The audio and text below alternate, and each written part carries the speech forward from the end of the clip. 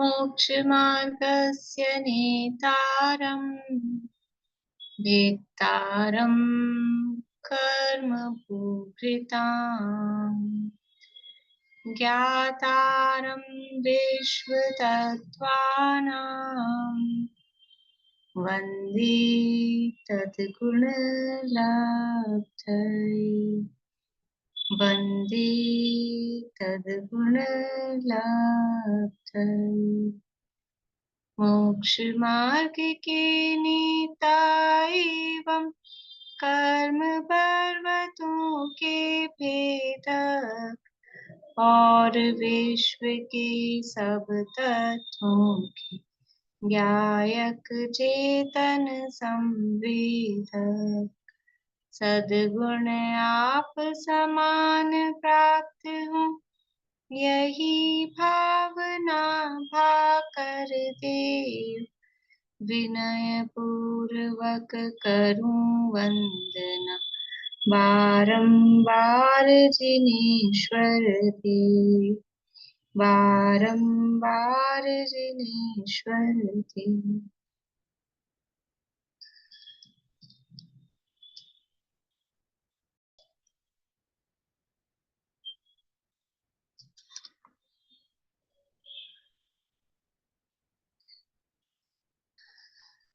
चतुर्थ सूत्र नामक के महाशास्त्र है आचार्य महाराज उमा स्वामी द्वारा रचित।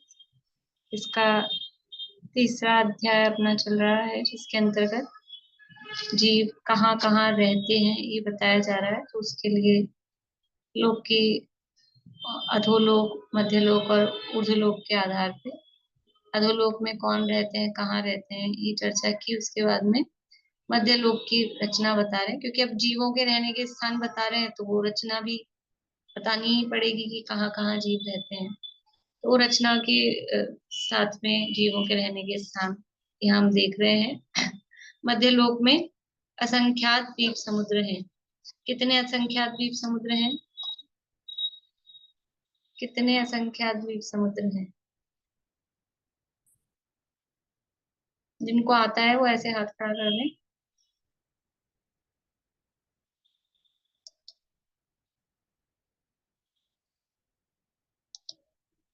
बिना पेज पलटे तो 3-4 लोगों के हाथ खड़े हुए हैं केवल लिखते लोगों में। बाकी भी पेज पलट रहे हैं सब। फिर धीरे धीरे हाथ खड़े होंगे। हर बार मेरे ख्याल से हर वीक में एक बार तो पूछती हूँ मैं। बोली रजनी जी। 25 कोड़ा कोड़ी उद्धार पल्ले के बराबर। 25 कोड़ा कोड़ी उद्धार पल्ले में जितने समय होते हैं उनके बराबर असंख्यात द्वीप समुद्र पूरे मध्यलोक में है। ठीक है ना? 25 कोड़ा कोड़ी उद्धार पल्लों के समयों के बराबर, या फिर 2.5 उद्धार सागर भी बोल सकते हैं क्योंकि उसको सागर में कन्वर्ट करें तो कहीं कहीं आपको 2.5 उद्धार सागर भी लिखा हुआ मिल सकता है।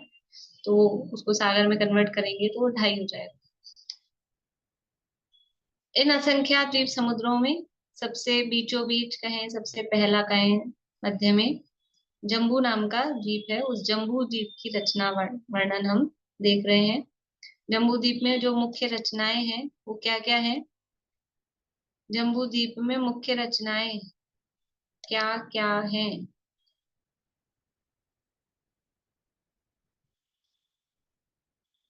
बोलिए। जम्बू द्वीप में 7 क्षेत्र है। नाम भी बोले क्या मैम? नहीं, इतना ही बोल दीजिए। और 6 कुलाचल है और 6 सरोवर है और 14 नदियां हैं। बढ़िया। और एक वो है सुमेरु पर्वत है। हाँ, एक मेरू पर्वत बीचों बीच जो पूरे लोक के विभाजन का आधार है, पूरे लोक का सेंटर पॉइंट है, मध्य बिंदु है, अथवा जम्बू द्वीप का मध्य बिंदु है अथवा मध्य लोक का मध्य बिंदु है। एक सुमेरु नाम का पर्वत है। ये प्रमुख रचनाएं हैं।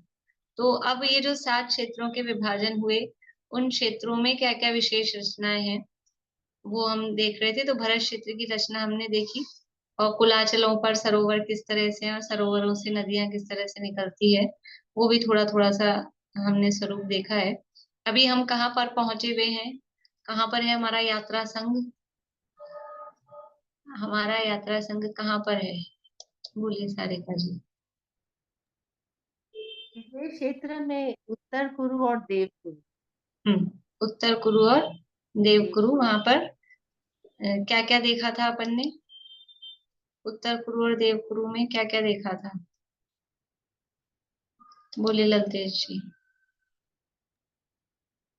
अ, उत्तर कुरु और देव कुरु में सुमेरु पर्वत के उत्तर की साइड, नील पर्वत के दक्षिण की तरफ दो गर्जन पर्वत है, और उनमें एक जम्बू वृक्ष। वृक्ष है, जम्बू वृक्ष है। और के ऊपर केसरी पर्वत है। केसरी पर्वत सीता नदी अंदर तरफ आती है 4 योजन। बस तो पूरी डिटेल नहीं बतानी, ठीक है। यही वहाँ क्या है उत्तर कुरु और देव कुरु में, तो मुख्य रूप से सीता और सीतोदा नदियां और जम्बू शालमली वृक्ष, वो मुख्य रूप से वहां पर हमने देखे थे। कितने हैं जम्बू वृक्ष और शालमली वृक्ष? जम्बू वृक्ष बता दीजिए, जम्बू वृक्ष कितने हैं?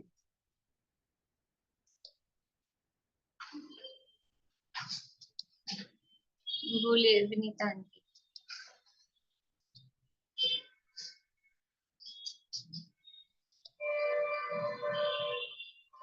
हाँ दीदी, जम्बू वृक्ष भी है क्या? शालमली वृक्ष भी एक ही है?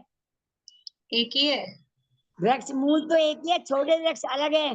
हाँ तो वो बताइए। हाँ, चलिए बोलिए अर्चना जी। 1,40,120 सहायक वृक्षों के समेत मुख्य वृक्ष है जम्बू वृक्ष, जिसका हाँ, नाम मुख्य मुख्य वृक्ष सहित, सहित है, बढ़िया। 1,40,120 120। परिवार कमलों सहित, मतलब वो मुख्य वृक्ष सहित 1,40,120 जम्बू वृक्ष वहां पर उसका परिवार पाया जाता है। इतने ही शालमली वृक्ष हैं। और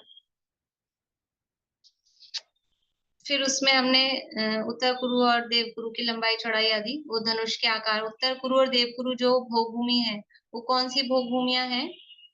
उत्तम भोग भूमियां हैं, ठीक है। और इसको स्थिर भोग भूमि भी कहते हैं, शाश्वत भोग भूमि भी कहते हैं, ये सदा काल रहती हैं। वैसे तो उत्तम भोग भूमि है और बाकी शाश्वत भोग भूमियां और भी हैं, पर टोटल गिनेंगे जो अपनी रचना वर्णन पूरा हो जाएगा तो हम देखेंगे। आप लोगों को एक चार्ट और बनाना है, तो जो कॉपी के 2 पेज होते हैं ना, ऐसा 2 पेज में मैं आपको पॉइंट बताती हूँ क्या क्या लिखना है, तो आप वो चीज उसमें मतलब खुली जगह छोड़िएगा। मैं हमेशा ये कह रही हूँ, जो जो भी चीजें आप इस तरह की लिख रहे हैं, थोड़ी जगह छोड़ छोड़ के, कि कुछ और फिर अपन उसमें ऐड करें तो जगह आ सके, ऐसा। तो जम्बू द्वीप में पर्वतों के बारे में अपने को लिखना है, ठीक है।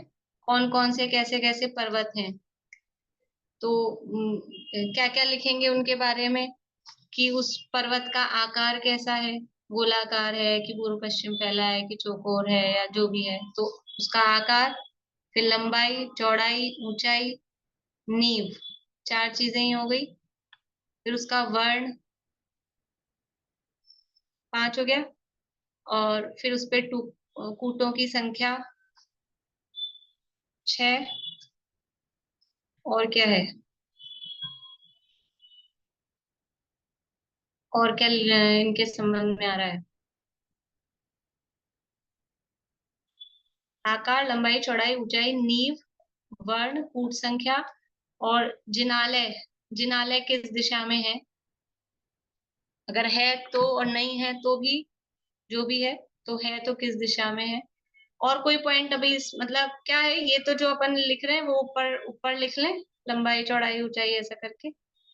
और फिर जैसे सबसे पहले हमने देखा कुलाचल, तो कुलाचल के बारे में, फिर हिमवन महाहिमवन करके उनकी, फिर हमने आगे विजयार्ड देखा तो उसका वर्णन, तो आपको एक ही जगह मिल जाएगी सारी चीजें।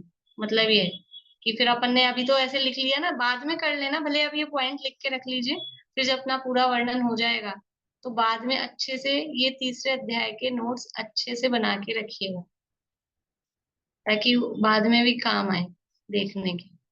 तो ये चार्ट रहेगा तो एक ही साथ, फिर अभी अपन ने कौन कौन से पर्वत पढ़ लिए, यमकगिरी पढ़े थे, फिर कांचन पर्वत पढ़े थे, ऐसे भी नदियां अलग अलग तरह की आएगी, तो एक चार्ट अपन नदियों का बना सकते हैं। ठीक है ना, सरोवर आए दो तीन तरह के जो भी हैं, तो कितने हैं, तो इस तरह से अपने को मतलब बहुत गहरी इसमें स्टडी अलग अलग तरीके से कर सकते हैं अपन ये सब काम।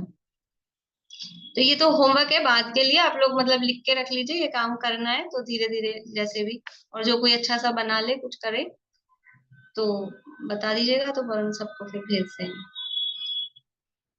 तो अपना हमने देखा था ये उत्तर कुरु की और वो देव कुरु की सारी, और उसमें फिर उसमें और क्या क्या रचनाएं हैं, तो हम वहां से देख रहे थे, नील पर्वत की तरफ से हमने देखना चालू किया था, इधर से भी देख सकते थे पर अपन ने पहले उधर से देख लिया था इजी पढ़ने के हिसाब से, कि वहां पर जो उत्तर कुरु का एरिया है, तो नील पर्वत से कौन सी नदी आ रही है उत्तर कुरु में, नील पर्वत से उत्तर कुरु में कौन सी नदी आ रही है, सीता नदी।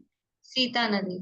ठीक है, वो सीता नदी जहाँ आती है गिरती है, और उसके बाद में फिर क्या मिलता है अपने को, सबसे पहले बोलिए अनुज।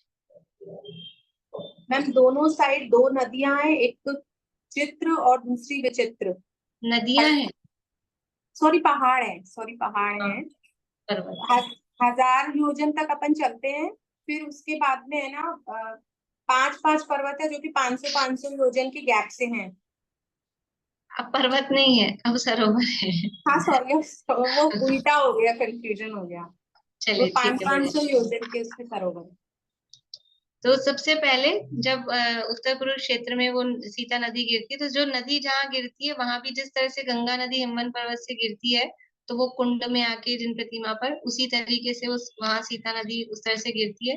फिर जब नदी आगे बढ़ती है, तो आगे बढ़ने पर दोनों साइड में दो पर्वत, चित्रगिरी और विचित्रगिरी, यमकगिरी नाम के वो दो पर्वत वहां पर दिखाई देते हैं, जो 1000 योजन ऊंचे हैं। ये यमककूट, यहाँ पर इनके नाम अलग भी मिलते हैं, तो यमककूट या मेघकूट, और इधर चित्र विचित्र, दोनों उत्तर कुरु देव कुरु में इस तरह से इनके नाम है।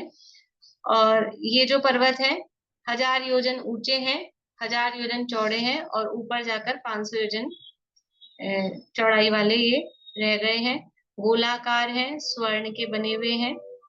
1000 योजन आगे चलने पर ये हुए, फिर इनसे 500 योजन आगे बढ़ने पर 5 सरोवर, हर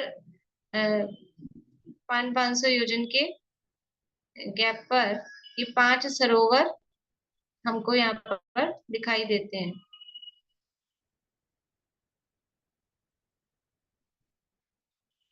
और ये जो सरोवर है, ये सरोवर पद्म सरोवर के साइज के ही 1000 योजन उत्तर दक्षिण लंबे और 500 योजन पूर्व पश्चिम चौड़े, और इन सरोवरों के दोनों साइड्स में 5-5 पर्वत हैं, 100-100 योजन ऊंचाई वाले कांचनगिरी नाम के पर्वत हैं। तो हर सरोवर के साथ 5 इस साइड और 5 इस साइड, ऐसे 10 सरोवर हैं। तो कुल मिला के कितने सरोवर हो गए हैं, एक इस उत्तर कुरु एरिया में कुल मिलाकर कितने सरोवर हो गए हैं, कितने पर्वत, कांचनगिरी पर्वत हो गए हैं, कांचनगिरी पर्वत कुल कितने हो गए हैं, पता नहीं, अब दो दो हाथ से ऐसे दिखा रहे हैं तो मुझे समझ नहीं आ रहा, अब 10 बता रहे हैं, 5 बता रहे हैं, 50 बता रहे हैं, बोलिए।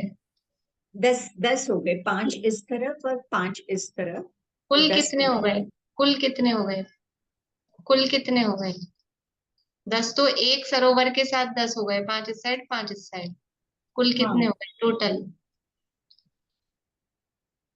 अरे टोटल इतनी देर थोड़ी ना लगती, बोलिए रजनी जी। 50 हो गए। 50 हो गए ना, एक साइड में वो, मतलब एक अपने उत्तर पूर्व में जो जितने कांचन पर्वत हैं, कुल मिला के 50 पर्वत हो गए। फिर उससे यहाँ तक की अपनी चर्चा हुई थी, इसके आगे यहीं तक की हुई थी, देखिए अब इसके आगे क्या है,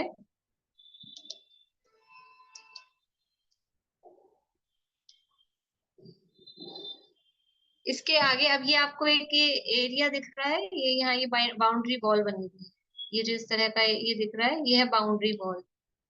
दिख रही है चारों तरफ एक इसको आजकल की भाषा में डायमंड शेप कहते हैं, पुरानी भाषा में शक्करपारा की शेप बोलते हैं। ऐसी शेप दिख रही है चारों तरफ, ये इस तरह की, ये ऐसी, ये है भद्रसाल वन। ये पूरा भद्रसाल वन का एरिया है, पूरे इस तरह से यहाँ फैला हुआ है। इसकी चर्चा भी करेंगे देखिए अपन आज। पहले बस ये एक, और ये जहाँ ये सरोवर होते हैं, फिर इन सरोवरों से और आगे चलने पर, अंतिम कांचनगिरी से आगे बढ़ने पर ये 100 योजन ऊंचे, 100 योजन ऊंचे ये सीता नदी के दोनों किनारों पर दो पर्वत और हैं, जिन्हें दिग्गज पर्वत या दिग्गजेंद्र पर्वत, दिग्गजेंद्र का दिग्गजेंद्र भी मिलता है, दिग्गज भी मिलता है, कुछ भी बोल सकते हैं। दिग्गजेंद्र पर्वत, यहाँ पर दो पर्वत हैं, और ये जो पर्वत हैं 100 योजन ऊंचे हैं, 100 योजन ही चौड़े हैं, और अंत में ऊपर जाते हुए 50 योजन की चौड़ाई वाले गोलाकार स्वर्णमय पर्वत हैं।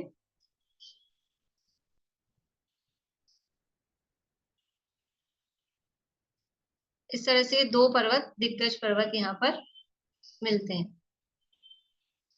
तो आप इस उत्तर कुरु के एक एरिया में ये 50 कांचन पर्वत हैं, 2 यमकगिरी और 2 दिग्गजेंद्र, और 5 सरोवर और एक ये सीता नदी, और इधर जम्बू वृक्ष, इतने सारी। और ये दोनों साइड में जो अपने गजन पर्वत है उनसे तो ये घिरा हुआ है ही। अब यहाँ पर आगे ये, पहले इसको कंप्लीट कर लेते हैं अपन। ऐसी की ऐसी सेम रचना ये इधर तिगिच्छ पर्वत से, सॉरी निषद पर्वत से, तिगिच्छ सरोवर से जो सीतोदा नदी निकलती है, तो बिल्कुल उसी तरह से ये देवकुरु में भी सेम ये है कि सीतोदा नदी जहाँ नीचे गिरती है, 1000 योजन चलने पर दोनों साइड में सीतोदा नदी के दोनों किनारों पर 2 यमकगिरी पर्वत हैं, वही 1000 योजन ऊंचाई वाले। फिर उससे आगे बढ़ने पर 5 सरोवर 1000 योजन लंबाई और 500 योजन चौड़ाई वाले, यानी 1000 योजन उत्तर दक्षिण और 500 योजन पूर्व पश्चिम, इस तरह के विस्तार वाले। और उनके दोनों साइड पे 5-5 कांचनगिरी, इस तरह से कुल 50 कांचनगिरी। और जो ये सरोवर है, उन सरोवर में वही जो पद्म सरोवर में पद्म था, वैसा ही वो बड़ा पद्म और उसके परिवार पद्म 1,40,115, इस तरह से प्रत्येक सरोवर में वो पद्म है। और जो मुख्य कमल है, उस मुख्य कमल पर, यहाँ पर वहां देवियां रहती थी, यहाँ पर वो देवों के, व्यंतर देवों के, उनके सबके भी नाम है, तो वो सब देव वहां रहते हैं। और फिर इस अंतिम सरोवर से उसी तरह से आगे बढ़ने पर, जहां से सीता नदी टर्न ले रही है, उसके किनारों पर 2 दिग्गज पर्वत 100-100 योजन ऊंचाई वाले गोलाकार, ऊपर जाकर 50 योजन की चौड़ाई उनकी बचती है, स्वर्णमय। ये 2 पर्वत इस तरह से, यानी सेम, आप समझेंगे ना, जैसे इसको बीच में से फोल्ड कर दिया जाए, यानी पूरे जम्बू द्वीप को अगर बीच में से फोल्ड कर दिया जाए, तो जो रचना इधर है वो रचना उधर ऐसे ट्रेस हो जाएगी पूरी की पूरी, इस तरह की वो रचना है। तो जैसी रचना वो फर्स्ट हाफ में है, वैसी की वैसी रचना सेकेंड हाफ में है। तो ये हुए। अभी ये कांचनगिरी और ये पूरे नहीं हुए हैं अभी। अब अपने को, ये तो हमने देखा है सुमेरु पर्वत के उत्तर और दक्षिण की तरफ, अभी हमारे पूर्व पश्चिम का एरिया अभी हमने नहीं देखा है। ये जो हमारा एरिया है, ये सुमेरु के चारों तरफ का एरिया हम देख रहे हैं। तो ये सुमेरु के उत्तर में उत्तर कुरु और दक्षिण में देवकुरु, और उसमें जो रचनाएं थी ये देखी थी। अभी सुमेरु के पूर्व पश्चिम में भी अभी कुछ जगह बची हुई है। तो यहाँ क्या है कि ये पूरा भद्रसाल वन है, सुमेरु पर्वत की तलहटी में, सुमेरु पर्वत के अंतर्गत ही, जिसको हम कहते हैं भूपर भद्रसाल जाने, तो ये भद्रसाल वन है। ये भद्रसाल वन कितना लंबा चौड़ा है कि इस भद्रसाल वन का पूर्व पश्चिम विस्तार, पूर्व पश्चिम समझ में आता है, ये इधर, यहाँ पूर्व से लेके पश्चिम तक ये जो विस्तार है 22,000 योजन, पूर्व पश्चिम विस्तार है 22,000 योजन। यहाँ आप लोग देख सकते हैं कि ये जो गजदंत पर्वत है, और इस गजदंत पर्वत से लेके एक बाउंड्री वॉल बनी हुई है, इसलिए ये एरिया पूरा ऐसा एक चौकोर सा बन गया है अपने लिए। ये यहाँ पर बाउंड्री वॉल है दोनों साइड, गजदंत पर्वतों के किनारों पर। इसको वन वेदी बोलते हैं। वेदी का मतलब वही है बाउंड्री वॉल, तो ये वन वेदियां हैं दोनों साइड में। इससे ये विदेश क्षेत्र का एरिया सेपरेट हो गया है। ये बीच वाला एरिया जो भोग भूमि का है वो सेपरेट हो गया है, और विदेश क्षेत्र का एरिया सेपरेट हो गया है। इस तरह से बाउंड्री वॉल यहाँ बनी हुई है। तो इस बाउंड्री वॉल से लेकर और सुमेरु के तक, सुमेरु का फैलाव कितना है यहाँ पर? सुमेरु का फैलाव जमीन पर कितना है? जमीन पर सुमेरु का फैलाव 1,00,000 योजन। अरे जमीन पर 1,00,000 योजन लेटा हुआ थोड़ी ना, 1,00,000 योजन तो यूं है। 1,00,000 योजन का तो पूरा जम्बूद्वीप ही है, तो पूरा जम्बूद्वीप में सुमेरु ही फैल जाएगा फिर। जमीन पर सुमेरु का फैलाव, बोलिए अंकल बोलिए। 10,000। 10,000 योजन। जमीन पर 10,000 योजन फैला है। ये अपन ने सुमेरु का देखा था ना, जमीन पर 10,000 योजन फैला है, और ऊपर पहुंचकर पांडुक वन में कितना बच रहा है? 1,000 योजन बच रहा है। ये सब देखा था कटनी हो के, सारा हिसाब तो देखा था। तो ये 10,000 योजन का तो सुमेरु पर्वत जमीन पे फैला है।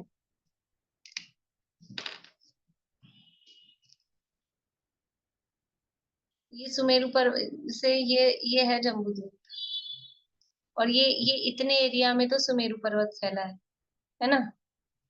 तो ये जो सुमेरु पर्वत फैला है ये है 10,000। अब दिखने रहा ना आपको।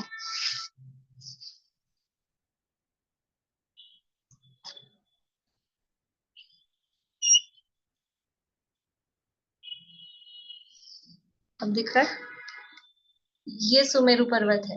तो ये जो इसका फैलाव है ये 10,000 योजन है, ठीक है। और ये अपन इधर, ये अपन ने थोड़ा बड़ा बना रही हूँ समझने की दृष्टि से। तो ये वो बाउंड्री वॉल है वन वेदी, और ये गजदंत पर्वत है इस तरह से। तो ये यहाँ सुमेरु की इस जगह से लेके यहाँ तक ये जो भद्रसाल वन का विस्तार है ये कितना है? 22,000 योजन। और यहाँ से यहाँ तक, यहाँ पर भी 22,000 योजन।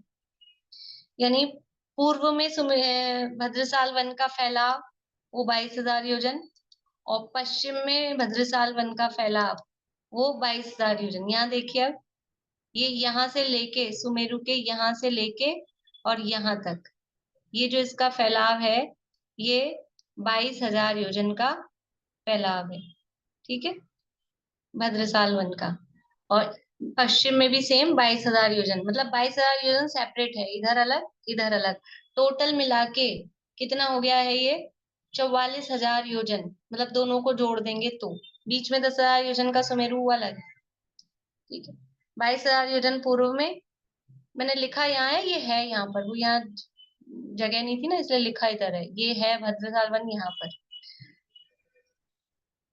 बोलिए आप कहाँ से मैम प्रकट? बोलिए। मैम वो जो सुमेरु पर्वत के नीचे वहां पे है ना, जमीन पे है ना भद्रसाल वन, हाँ तो जमीन आप जमीन पे, ऊपर में लाइन जमीन खींच रहे हो। मैं ऊपर कहाँ खींच रही हूँ? हाँ ऊपर लग रहा है मुझे। अब बोर्ड पे तो ऐसे दिखाएंगे ना, ये जमीन, ये सुमेरु की जमीन है, और ये यहीं पर ये भद्रसाल वन का वो एरिया। जमीन के ऊपर मतलब खींची हुई लग रही है ये मुझे। इस तरह का भद्रसाल वन है। जमीन पे है ना एकदम। हाँ जमीन पर ही है। ये भद्रसाल वन का आकार है, मैंने कहा था भी डायमंड शेप है। ये इस तरह की डायमंड टाइप की ये भद्रसाल वन की शेप है, जो यहाँ ये दिखाई दे रही है आप लोगों को, ये बाउंड्री वॉल। ये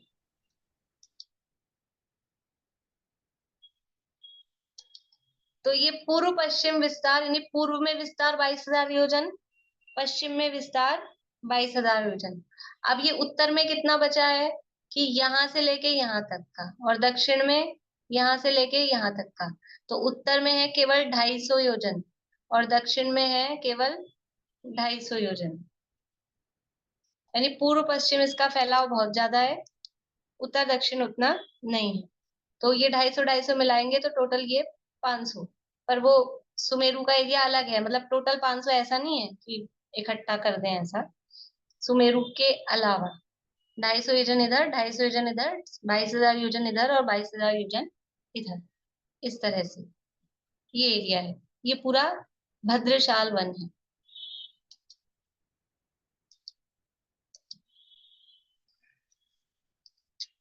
और अब इस भद्रशाल वन की ये यहाँ पर ये जो बाउंड्री वॉल आप चित्र में देखेंगे स्क्रीन पर, तो ये बाउंड्री वॉल अपन ने यहाँ बोर्ड पे भी बनाई है, ये भद्रशाल वन की बाउंड्री वॉल है, वेदी है, ये भद्रशाल वन वेदी, इसको बोलेंगे भद्रशाल वन वेदी। और ये जो अलग से साइड में बनाई है इधर हमने, इसका नाम वन वेदी। इनके भी नाम है अलग अलग, लेकिन वो बहुत सारे नाम हो जाते हैं यहाँ पे, क्योंकि वन है तो जो वन है उस वन के नाम से उस वेदी का नाम है।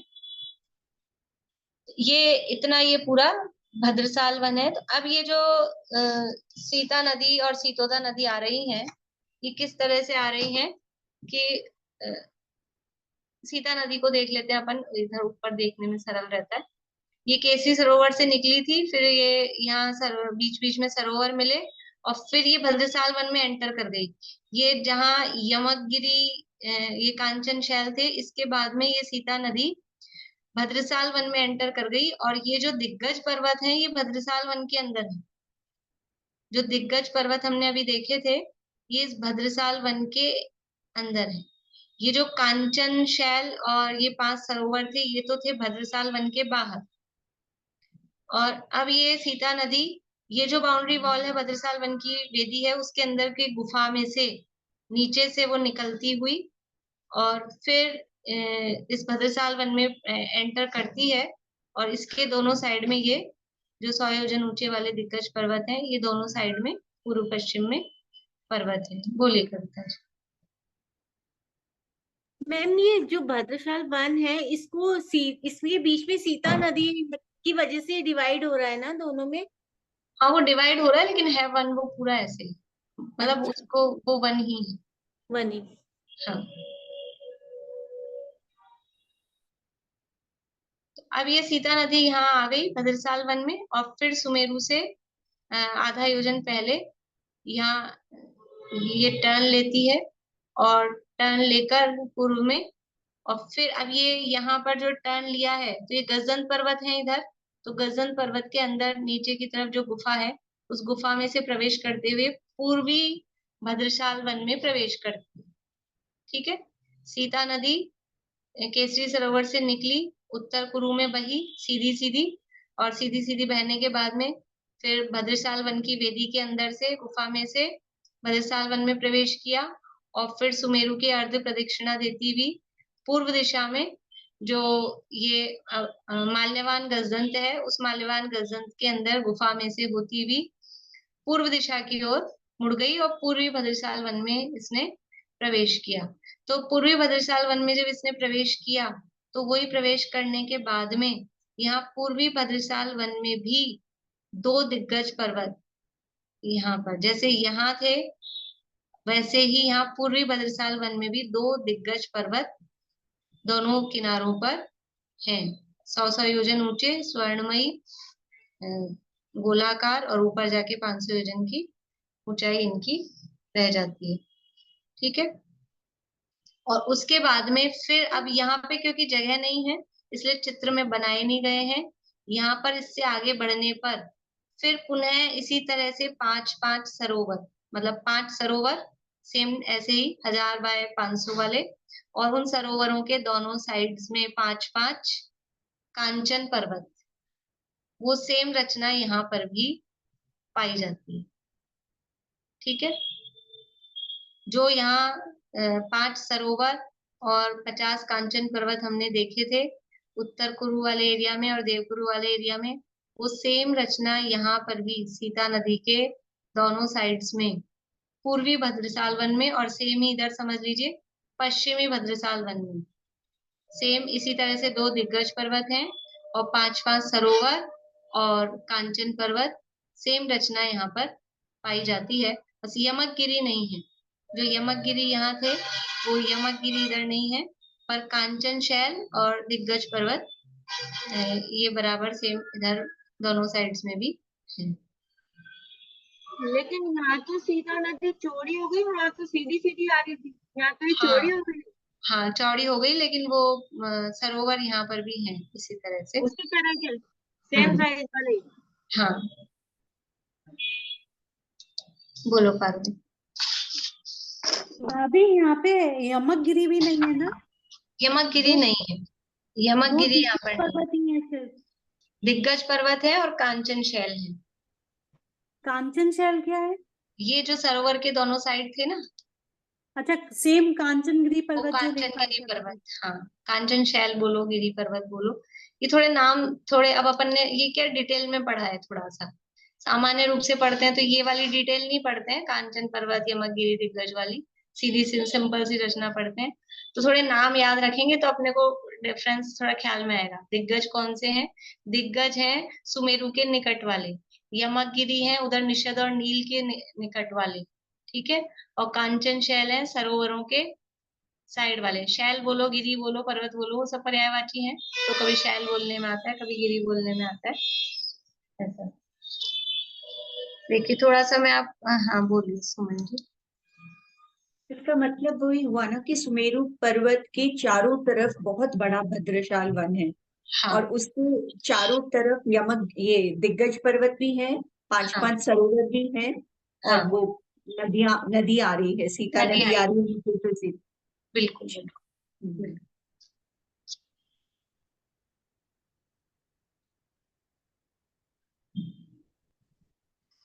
देखिए एक बार चित्र से ही पूरा देख लेते हैं अपन, फिर पढ़ने की जरूरत मेरे ख्याल से रहेगी नहीं। तो ये इस तरह से ये सीता नदी यहाँ होती भी, और फिर ये जो ये वेदी थी, ये वन वेदी है, इस वन वेदी के अंदर गुफा में से होती हुई ये विदेह क्षेत्र की तरफ आगे बढ़ जाती है। अभी लवण समुद्र नहीं आया है, अभी विदेह क्षेत्र आएगा, फिर विदेह क्षेत्र की तरफ आगे बढ़ जाती है। तो इस तरह से ये भद्रसाल वन सेम इधर जैसा पूर्व में हमने देखा है, पश्चिम में भी इसी तरह से सेम रचना है। तो ये पूरा भद्रसाल वन बहुत बड़ा है। अब इस भद्रसाल वन में क्या था? भद्रसाल वन में क्या था कि साहब खूब बाग बगीचे वन उपवन, घूमना फिरना, ये सब आप चार उंगली दिखा रहे हैं कि चार इसमें जिनाले हैं उत्कृष्ट साइज के। देखो अकृत्रिम जिनालय भी पांच प्रकार के या तीन प्रकार के कहे जाते हैं, मतलब तीन प्रकार के कहेंगे तो उत्कृष्ट, मध्यम और जघन्य, और पांच प्रकार में लघु और सब लघु इस तरह से भी और आते हैं। तो उत्कृष्ट जो सबसे बड़े वाले साइज के अकृत्रिम जिनालय हैं वो उसमें मतलब और भी जगहों पर हैं, लेकिन इस भद्रसाल वन में सबसे उत्कृष्ट साइज वाले अकृत्रिम जिनालय इस भद्रसाल वन में भी है। उत्कृष्ट मतलब सबसे बड़े साइज वाले। तो 100 योजन लंबा जो जिन मंदिर है इसमें, 100 योजन लंबा, 50 योजन चौड़ा और 75 योजन ऊंचा। जो उत्कृष्ट साइज वाले अकृत्रिम जिनालय होते हैं वो 100 योजन लंबे, 50 योजन चौड़े और 75 योजन ऊंचाई वाले होते हैं। तो इस भद्रसाल वन में जो जिन मंदिर है, और उस जिन मंदिर का नाम सर्वत, देखिए यहाँ नाम लिखा है,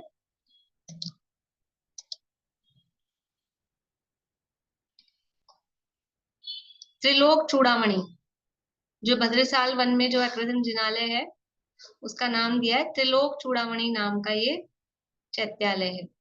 कहाँ पर है? अब भद्रसाल वन में किस जगह है? लोकेशन तो देखें अपन, पहुंचेंगे कैसे? गूगल से पूछो ये लोकेशन बताओ कहाँ पर है, तो देखिए आपको चित्र में दिख रहा है कहीं? ये तो जो दिख रहे हैं ये तो है गजंत पर्वत वाले जिनालय।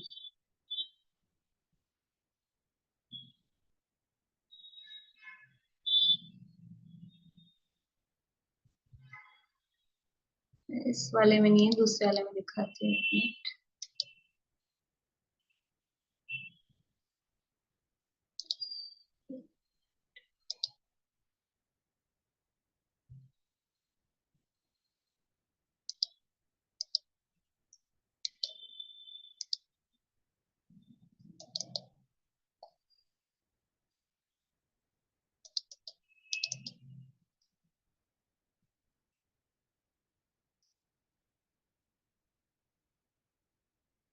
नहीं दिखाए हैं, यहाँ पे जगह नहीं रहती ना चित्र में उतनी, दिखाए नहीं। देखिए अपन वैसे ही देखते हैं कि इस जो पूर्वी भद्रशाल वन है, तो ये जो मेरू पर्वत की, मैं चित्र में आपको बताती जाती हूँ।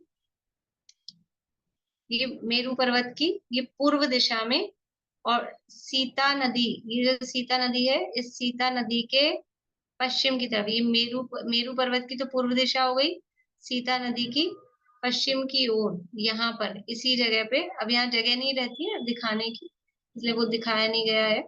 इस जगह 100 योजन लंबा, 50 योजन चौड़ा, 75 योजन ऊंचा एक जिन मंदिर है, और फिर उसके दरवाजे वगैरह सारी साइज वगैरह वो दी है। अगर अपन देखेंगे अपने पास बाद में कभी समय होगा तो उसमें आएगा अपने रत्नगंज शावकाचार्य में अकृत्रिम जिन मंदिर का वर्णन, वहां पर अपन देख लेंगे। इस तरह से यहाँ पर अकृत्रिम जिन मंदिर त्रिलोक चूड़ामणि नाम का ये यहाँ पर है। फिर इसी तरह से दूसरा यहाँ पर है दक्षिण दिशा वाला, फिर पश्चिम दिशा वाला इस जगह है, और उत्तर दिशा वाला इस जगह। ये नहीं, ये सीता नदी जो और सीतोना नदी है, इन नदियों के इधर इधर निकट यहाँ पर ये अकृत्रिम जिनालय पाए जाते हैं। इस तरह से ये भद्रशाल वन खाली क्रीड़ा करने के लिए नहीं है, उस वन में जिन मंदिर भी पाए जाते हैं। अब ये जो बाहर का एरिया बच गया है, ये बाहर के एरिया में क्या है, देखो भद्रशाल, ये जो पूरा एरिया बचा ना इधर, जैसे वो नहीं होता है अपन इतनी बड़ी कुछ रोटी बेलते हैं, फिर उसमें से मठरी बनाते हैं, तो वो ढक्कन से किसी से शेप गोल गोल गोल गोल कर लेते हैं, फिर ये साइड का बचता है, ऐसा ये साइड का जो बचा है, तो ये भद्रशाल वन तो ये है। अब ये साइड में ये जो जगह बची है, ये क्या है, यहाँ यहाँ यहाँ यहाँ, ये चारों साइड, यहाँ पे चारों तरफ वन है।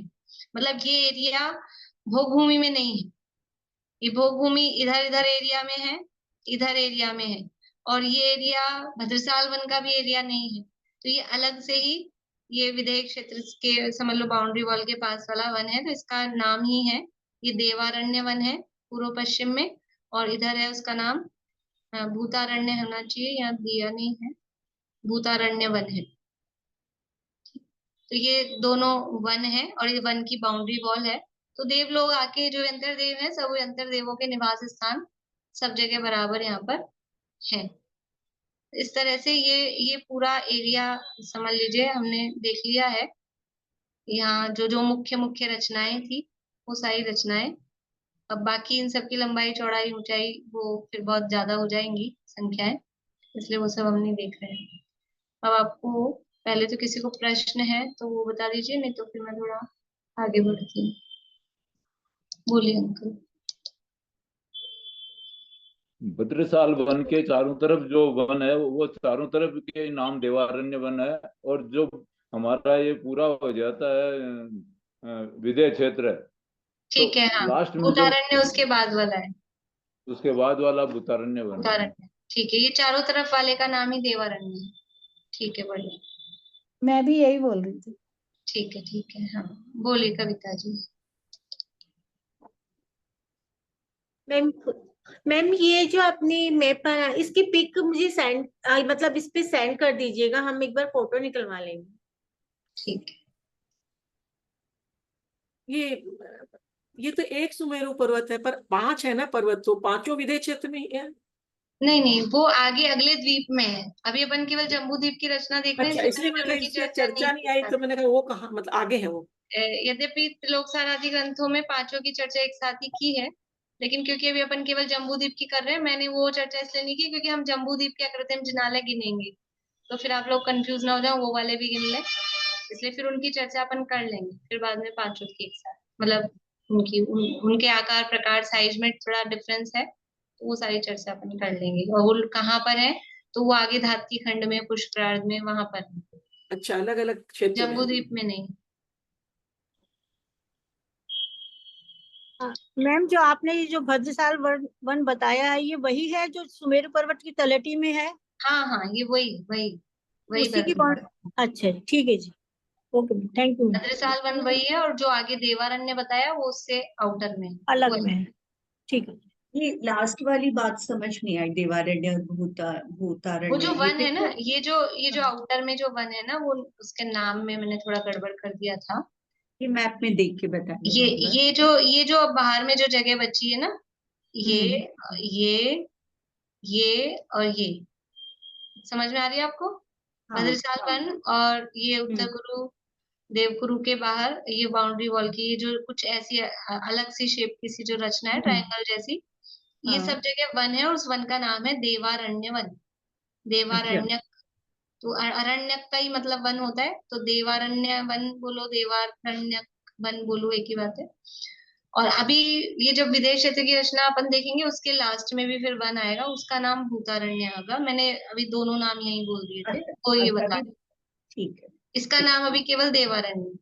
अच्छा ठीक ठीक है, वो मुझे बोलने के बाद ही थोड़ा क्लिक हो गया था कि शायद गलत हो गया है।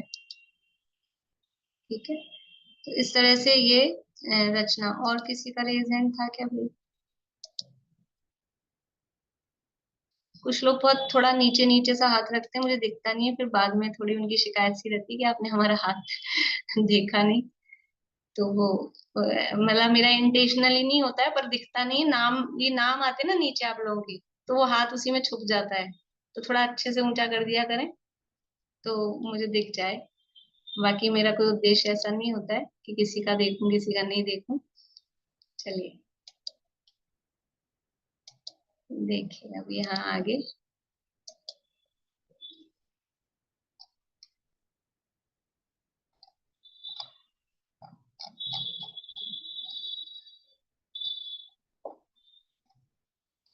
अब आपको ये नोट करना है कि दिग्गज पर्वत कुल कितने हैं जम्बूद्वीप में, और कांचनगिरी कितने हैं, और यमकगिरी कितने हैं, और फिर एक लास्ट में सारे जम्बू द्वीप में टोटल कितने पर्वत हैं, ऐसे ही टोटल कितनी नदियां हैं। वो सब भी अपने को मतलब ये प्रश्न लिख लिख के रखते जाइए आप लोग, तो ये अपने को पढ़ना है। मैं क्या बता रही थी?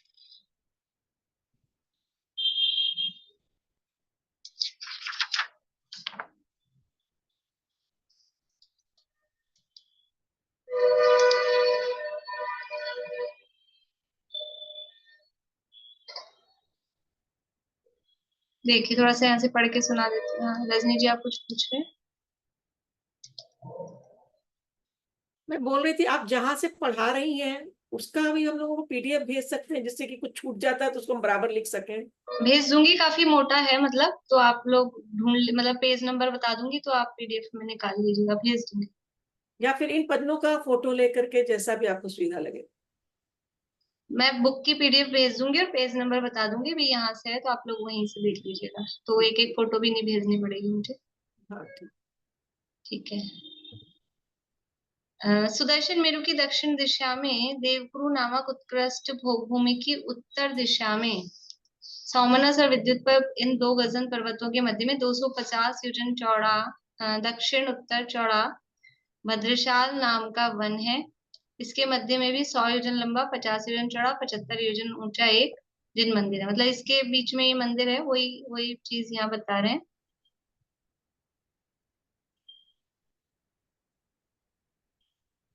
ठीक है, ये हो गई है। अब कल अपन विदेश क्षेत्र की चर्चा चालू करेंगे। आज अभी ज्यादा समय रहे मतलब कुछ 2-4 मिनट ही बचे हैं, तो विदेश क्षेत्र की चर्चा कल अपन प्रारंभ करेंगे। कोई बात नहीं, 2-4 मिनट जल्दी से ही, अभी प्रश्न भी हो गए हैं लगभग सबके, तो कल ही प्रारंभ करेंगे उसको। बोलो पारुल। भाभी, चक्रवर्ती जिस पर्वत पे नाम लिखने जाता है उसका क्या नाम है? वृषभाचल। इस पे कोई जिन मंदिर नहीं है? नहीं केवल एक यही पर्वत है पूरे जहाँ कोई जिन मंदिर जिन प्रतिमा जी नहीं है? नहीं, जैसे ये अपने जो यमकगिरी थे ना और ये दिग्गज हैं, इन पे भी नहीं है प्रतिमा, केवल यमगिरी पे तो आपने प्रतिमा जी विराजमान बताई थी ना? यमकगिरी पे बताई थी, कांचनगिरी पे बताई थी।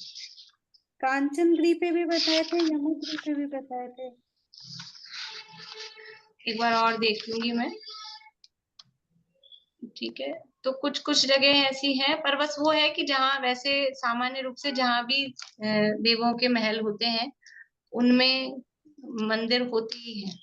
तो वो देवों के महल जहाँ भी हैं उनके निवास स्थान में होते हैं वो एक सामान्य रूप से, लेकिन जहाँ उल्लेख आया है शास्त्र में तो वो कांचनगिरी का ही है। बोले शांति। मुझे एक वो शंका है कि ये जैसे शिखर जी सिद्ध क्षेत्र के कूटों की अपन पूजा करते हैं, तो इतने इतने मुनियों का टाइम क्या है? कितने टाइम में इतने कोड़ा कोड़ी मुनि, इतना कोड़ा कोड़ी मुनि कब के कब से है? और सिर्फ वो भरत पूरे पूरे चतुर्थ काल में, अभी अभी वाला जो चतुर्थ काल गया ना उसमें इतने मुनि मूर्ख एक साथ तो जा नहीं सकते बैठ के, एक साथ तो वैसे ही नहीं जा सकते, एक साथ तो 108 से ज्यादा जा नहीं सकते। आदिनाथ के या टाइम मैंने से हर समय में 608 जाते हैं। भगवान आदिनाथ के टाइम से लेकर महावीर भगवान तक के। हाँ, ये चौथे काल में इतने इतने करोड़ मुनिराज मोक्ष गए। इधर से भी और उधर एरावत से भी, एरावत वाले शिखर जी से भी। हाँ, वहाँ का अलग। हाँ तो सेम ही चलता है ना, मतलब इसी तरह से सब। संख्या में अंतर हो सकता है कि बिल्कुल ही सेम ऐसा हो, कुछ जरूरी नहीं है, लगभग।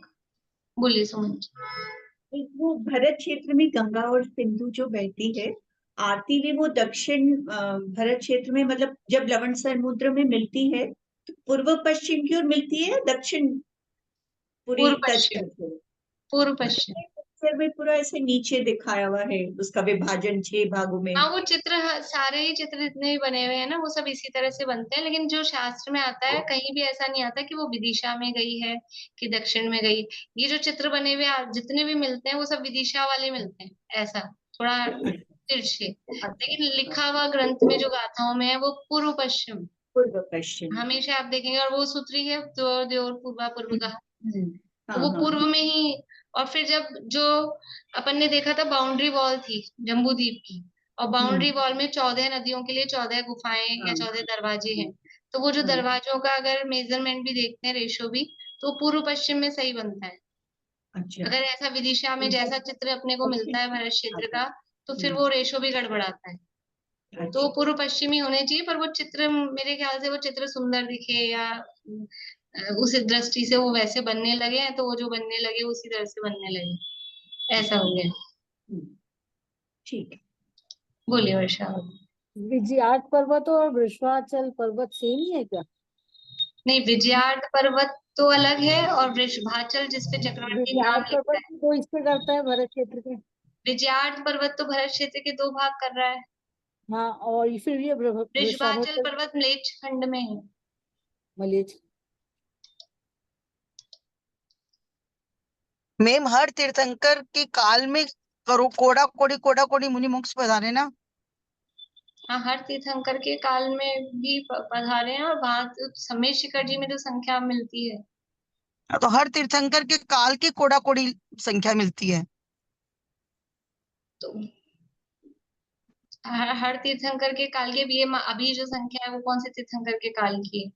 महावीर भगवान चतुर्थ के काल काल। के, चतुर्थ काल के। तो चतुर्थ काल में तो पूरे 24 हो गए ना हर तीर्थंकर, यही तो मैं बोल रही हूँ कि पूरे चौथे काल में, यही तो मैंने बोला हर वो तो तीर्थ। नील वील सब हो जाएंगे उसमें तो। अरे अगर हर तीर्थंकर के काल मतलब अभी जो हमको उपलब्ध है, अगर केवल महावीर भगवान का जो टाइम पीरियड है, महावीर भगवान का काल कितना सा है उसमें हम देखेंगे तो इतने कोड़ा कोड़ी उतने से में तो जाए 72 वर्ष, और 30 वर्ष उनकी समझ लो उसका टाइम रहा। 72 तो टोटल आयु ही थी, 30 वर्ष का उनका टाइम रहा, तो फिर जितने जितने कोड़ा कोड़ी मुनराजों की संख्या है वो बैठ ही नहीं पाएगी, तो वो पूरा ही टाइम देखना पड़ेगा।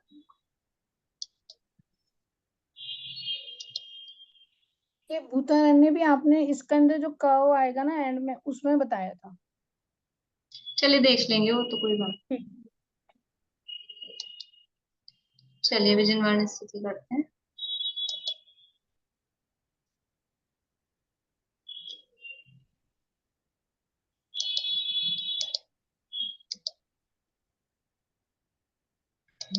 हाथों में आवे न जग की कदापि चमत्कार, लख कर नहीं मोह होवे।